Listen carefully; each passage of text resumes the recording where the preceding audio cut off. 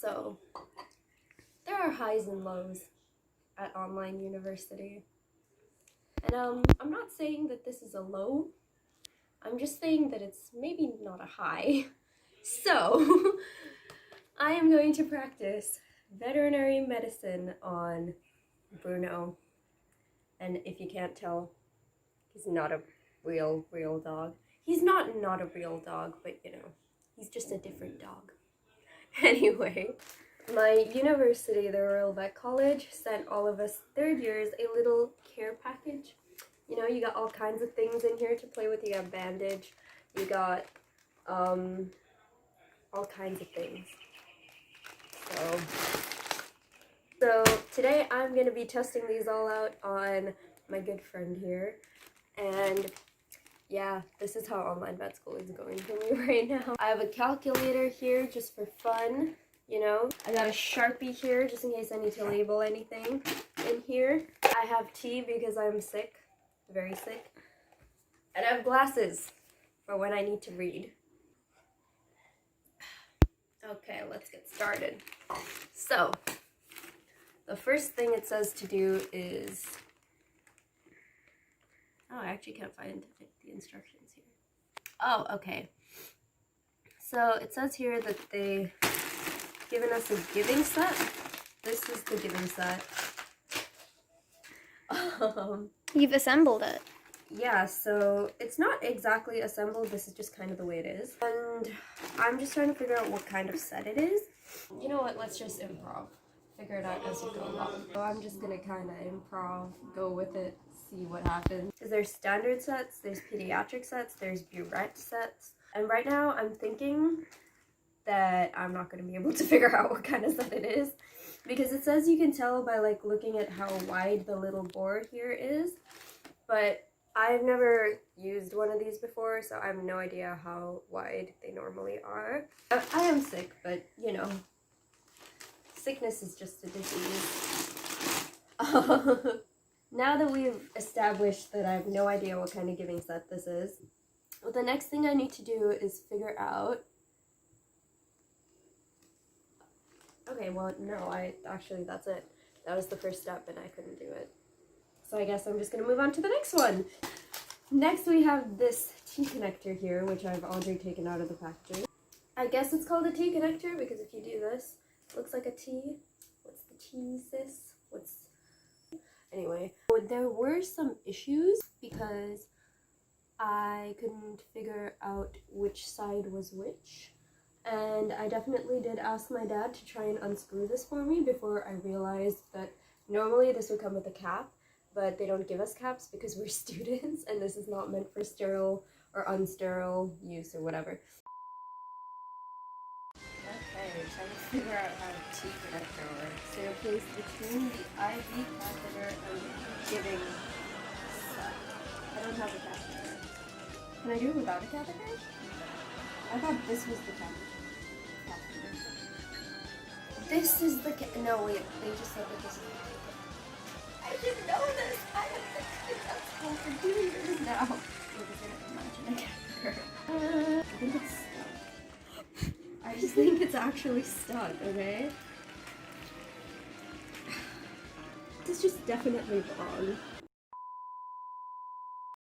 The next thing you need to do with a T connector, apparently, is flush it. To do that, they've given us like a little 5ml syringe. All you need to do to flush it is well, look, okay, I don't really have a kidney bowl, or...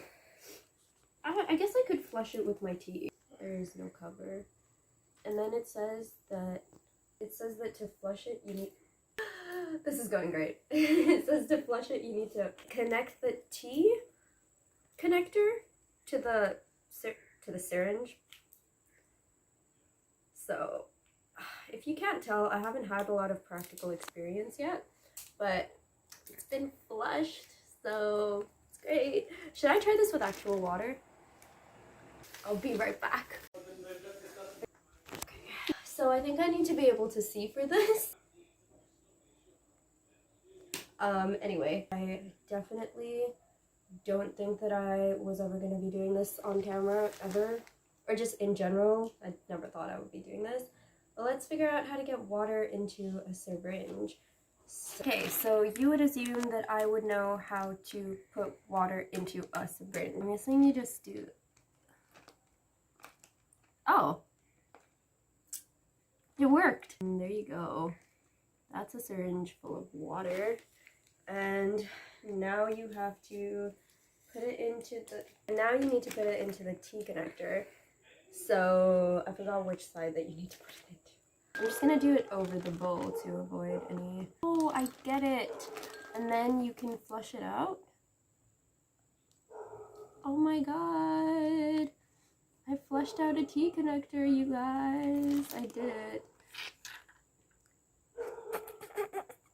I don't know if it's supposed to make that noise when you flush it out. So I'm not really sure if I did that right, but I'm not sure where the liquid is leaking out from because I forgot to take the cap off of the other side while flushing it.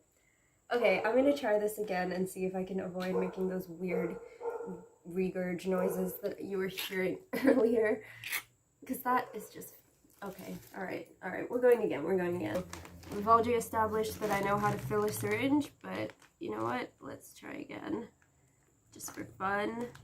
Then you attach it to the T catheter. Wrong side. Then you attach it to the other side of your T connector. And when it doesn't go in, make it go in. See, and it does a little trickle. Ta-da! I did it. Okay, so I think maybe that noise is just meant to be there. Okay, let's move on to the next step, which is connector to the IV catheter. So, they didn't give us an IV catheter because those things are sharp. So instead what I'm going to do is try to poke a hole in Bruno. Normally we would use the cephalic vein? Yep, okay. Yeah, cephalic vein. Okay. I'm trying to figure out where exactly I could poke in a cephalic vein for Bruno. And you know what I'm going to do? Oh no, wait, but this is the wrong side. Damn it. This is supposed to go into the fluid bag. Oh, it's like playing Lego. I'm just going to use his ear again. That's fine. Oh, I should be wearing gloves when I do this. I basically would have failed because I forgot to put gloves on the entire time, but I'm doing it now and that's what counts. So hey guys, today I'm gonna do my veterinary medicine haul. Right now I'm just working with a T connector. If there was an IV catheter here, that's what I would do. That's awesome. Are you sure they'd give you an incomplete set? Well, I don't think they want us to use it on anyone. No. So maybe they had to make sure a few pieces of the puzzle were missing. I'm not sure. But I don't think... Do you give fluids in the ear? You definitely don't. Like, there is a vein there, but I'm just going to put it in there for now. So the injection port can be identified by a rubber end. Found your baby! Injection port is available as standard or needle-free. What's a needle-free injection port? Who gives injections without needle? Oh, they gave us an injection needle-free one. I guess Bruno's pretty happy about that.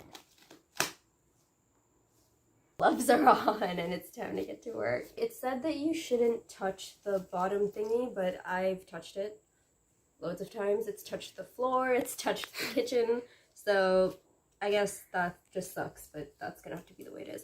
Now that you've done the weird fleshy thing, you can put this thingy, the T catheter, into the IV catheter, and the T connector will go in here. And I've already flushed it. There's bubbles in here. I don't know if patients can handle having bubbles in their T connector, so I'm not sure what to do about that. I've only just figured out that if you do that, it'll like close off the fluid supply kind of. Now that we've got our T connector,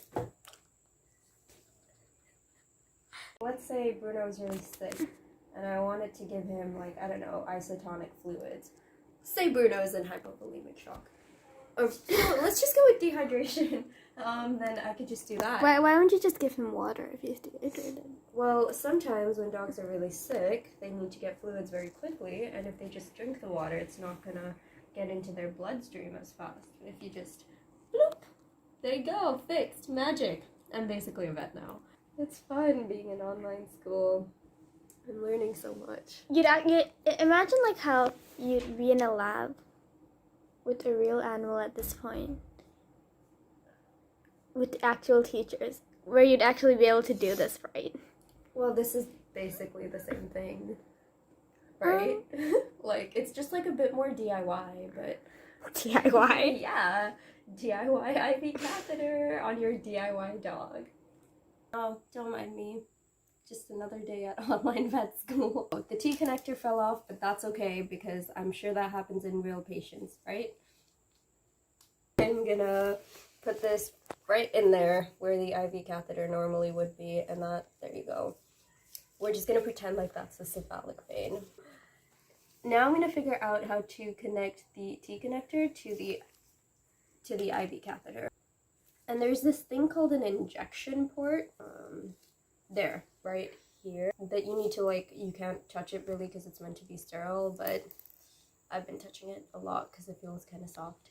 That's meant to go in here, but I can't really figure out how to do that. This is supposed to go in here, and you can see it kind of fits together like two little Lego pieces. So it's like playing biological Lego. I'm just gonna try to screw that in. And there you go! Don't worry about the very small bubbles at the end of the T connector. Ta-da! You don't need to worry about them because they don't pose any risk to the patient. You hear that, Bruno? You're gonna be fine. Now, let's imagine that Bruno comes in with dehydration or hypovolemic shock or something that you need to give fluids for. Only took her like an hour, but she's figured out how to give fluids. And I'm just gonna pretend that the packaging is a fluid bag. So, this is the bit that goes into the fluid bag. There you have it. I just put in an IV. Right, next up, bandaging. You have to bandage after you put it in. Oh shit, I think you're meant to bandage before putting it in.